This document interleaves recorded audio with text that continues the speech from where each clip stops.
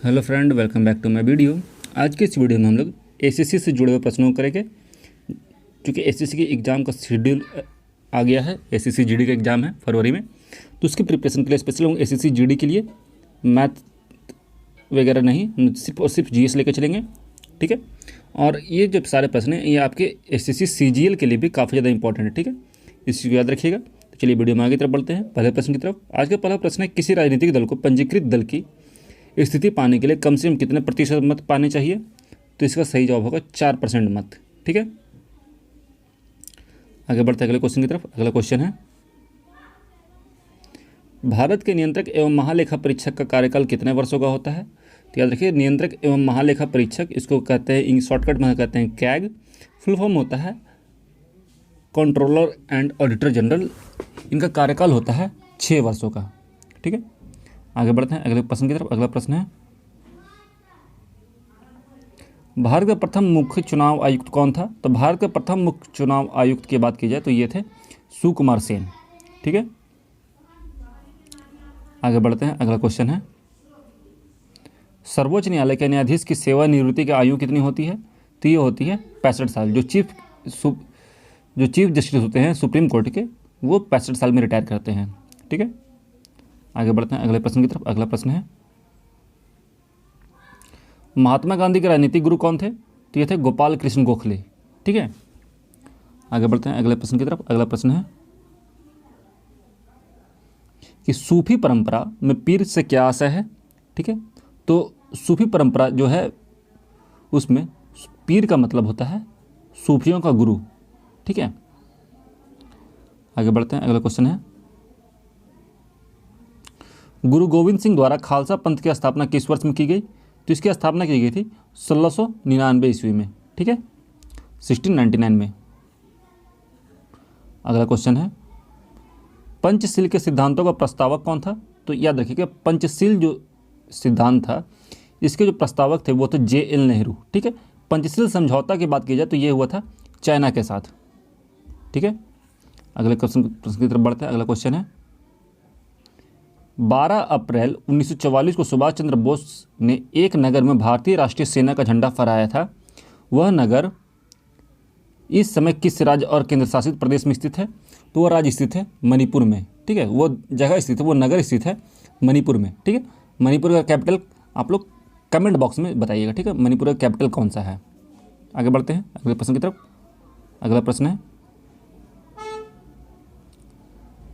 निम्नलिखित में से किसको किसी कोशिका में अचल संपत्ति माना जाता है? ठीक है, तो किसको कोशिका की अचल संपत्ति माना जाता है? तो वह होता है कार्बोहाइड्रेट।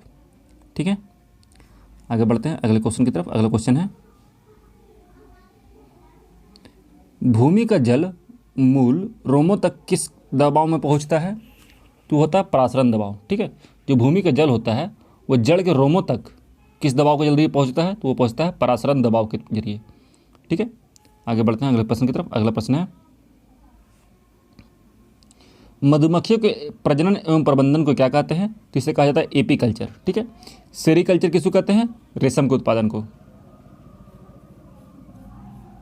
आगे बढ़ते हैं अगला क्वेश्चन है, रक्त के स्कंदन हेतु कौन सा विटामिन आवश्यक है? तो यह आवश्यक है विटामिन के।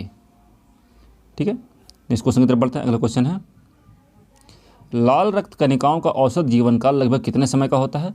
तो ये होता है 100 से 120 दिन। जो रेड ब्लड सेल होती है उनका लाइफ होता है 100 से 120 दिन तक का। ठीक है, आगे बढ़ते हैं अगले क्वेश्चन की बात की जाएगा।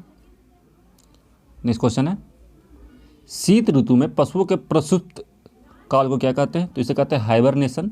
ठीक है, प्रसुप्ति काल जो होता है पशुओं में, ये ज़्यादातर कोल्ड ब्लडेड एनिमल करते हैं, जैसे मेढक जो क्या करते हैं शीत ऋतु में जमीन के नीचे जाके सो जाते हैं। ठीक है, लंबे नींद में, इसको कहते हैं हाइबरनेशन। ठीक है, नेक्स्ट क्वेश्चन की तरफ बढ़ता है। अगला क्वेश्चन है, निम्नलिखित में से कौन सा सर्वोत्तम विद्युत चालक है? तो याद रखिएगा ये चांदी है। ठीक है, पर हम लोग जो घर में यूज करते हैं वो तांबा होता है, क्योंकि चांदी को यूज करना कॉमर्शियल नहीं है, इकोनॉमिकल नहीं होता है। ठीक है, नेक्स्ट क्वेश्चन की तरफ बढ़ते हैं। अगला क्वेश्चन है, उड़ान अभिलेखी का तकनीकी नाम क्या है? तो ये नाम है काला बक्सा, ब्लैक बॉक्स जिसको कहते हैं। ठीक है, ब्लैक बॉक्स जो है ये उड़ान के समय जो भी रिकॉर्ड होता है उसको अपने अंदर समेट के रखता है। ठीक है, इसका यूज किया जाता है एक्सीडेंट के टाइम में रिकॉर्ड चेक करने के लिए। ठीक है, आगे बढ़ते अगला क्वेश्चन है, निम्नलिखित में से कौन सा कंप्यूटर नेटवर्क नहीं है? तो ये होगा व्यक्तित्व नेटवर्क। ठीक है, ये कंप्यूटर नेटवर्क नहीं होता है। आगे बढ़ते हैं अगले क्वेश्चन की तरफ। अगला क्वेश्चन है,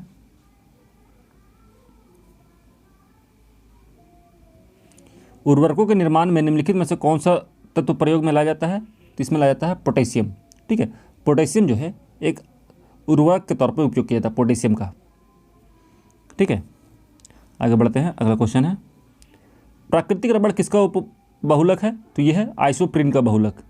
जो प्राकृतिक रबड़ होता है ये आइसोप्रीन का एक टाइप होता है, यह बहुलक होता कह सकते हैं आप। ठीक है, अगला क्वेश्चन है, सूर्य की सतह पर हाइड्रोजन के अलावा कौन सा तत्व बहुतायत में पाया जाता है? तो यह पाया जाता है हीलियम। ठीक है, अगला क्वेश्चन है, निम्नलिखित में से कौन सा एलपीजी का प्रमुख घटक है? तो यह है प्रोपेन। प्रोपेन जो है एलपीजी का एक प्रमुख घटक होता है। ठीक है, आगे बढ़ते हैं अगला क्वेश्चन है, IUCN द्वारा प्रमुख संकटग्रस्त जीवों को कितने भागों में वर्गीकृत किया गया है? रहेगा IUCN के द्वारा जो संकटग्रस्त जीव है उन्हें 7 वर्गों में डिवाइड किया गया है। ठीक है, आगे बढ़ते हैं इस क्वेश्चन की तरफ। अगला क्वेश्चन है,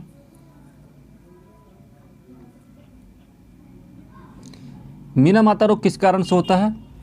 तो ये होता है पारा के अधिकता की वजह से। ठीक है, जब जल में किसी रीजन से या फिर किसी भी रीजन से आप पारा कंज्यूम करना शुरू कर देंगे तो आपको मीना माताराम का रोग हो जाता है। ठीक है, आगे बढ़ते हैं, ओजोन परत कहाँ पाई जाती है? तो ओजोन परत पाई जाती है समताप मंडल में। ठीक है, आगे बढ़ते हैं अगले क्वेश्चन की तरफ। पहली बार परमाणु में कहाँ फेंका गया था? तो ये फेंका गया था हिरोशिमा पर और इसके बाद नागासाकी पर। ठीक है, याद रखिएगा हिरोशिमा। ठीक है, कब फेंका गया था? तो ये था 5 अगस्त। ओके, याद रखना है आपको। आगे बढ़ते हैं इस क्वेश्चन की तरफ। अगला क्वेश्चन है, युआन किस देश की मुद्रा है? तो यह है चीन की मुद्रा युआन है। इसका कैपिटल क्या है? बीजिंग। ठीक है, आगे बढ़ते हैं इस क्वेश्चन की तरफ। अगला क्वेश्चन है, निम्नलिखित में से कौन सा प्रक्षेपास्त्र वायु से वायु वाला प्रक्षेपास्त्र है? तो यह है अस्त्र नाम का। ठीक है, ये प्रक्षेपास्त्र मतलब होता है वैसा मिसाइल जो दागा जाता है। ठीक है, इसका परीक्षण किया जाता है। तो एयर टू एयर मिसाइल है अस्त्र नाम का। ठीक है, आगे बढ़ते हैं। अगला क्वेश्चन है ट्रॉफी संबंधित, संतोष ट्रॉफी किस खेल से संबंधित है? तो याद रखिएगा ये फुटबॉल से संबंधित है। ठीक है, एग्जाम में इस टाइप क्वेश्चन काफ़ी ज़्यादा पूछा जाता है। अगला क्वेश्चन है, कथकली शास्त्रीय नृत्य किस राज्य से शुरू हुआ था? तो ये शुरू हुआ था केरल से। ठीक है, तो आज की वीडियो में इतना ही फ्रेंड। हम लोगों ने लगभग 30 प्रश्नों किया है। उम्मीद है आपको वीडियो को अच्छा लगेगा और आप इस वीडियो से कुछ यूजफुल अपने के लिए निकाल पाएंगे। मिलते हैं नेक्स्ट वीडियो में कुछ इंपॉर्टेंट प्रश्नों के साथ। तब तक के लिए जय हिंद, जय भारत, अपना ख्याल रखिएगा and finally thanks for watching.